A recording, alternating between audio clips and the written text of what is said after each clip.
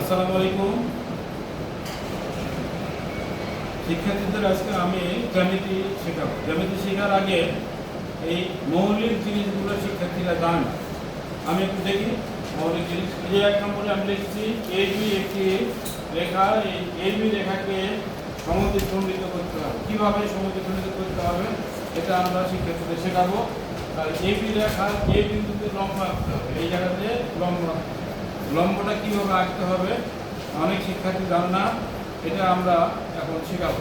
এটা প্রাথমিক পর্যায় থেকে এই জিনিসগুলো শেখানো হয়, সেটা আমার মাধ্যমিকে এসে আমরা সমস্যায় পড়ছি। তারপরে এই যে এক্স কোণ দেওয়া আছে, এই কোণটা কীভাবে অর্ধেক করব, কাটা কম্পাস বা রুট কম্পাস ব্যবহার করে কী করে অর্ধেক করব এটা আমরা দেখব। তারপরে এখানে এই যে এক্স কোণ দেওয়া আছে, এই কোণটাকে কী করে এই রেখার সি বিন্দুতে আঁকবো এটা আমরা শিখব। মোটামুটি এই 4টি জিনিস শিখলে শিক্ষার্থীদের আর জ্যামিতি অঙ্কনের ক্ষেত্রে আর বাধা থাকবে না।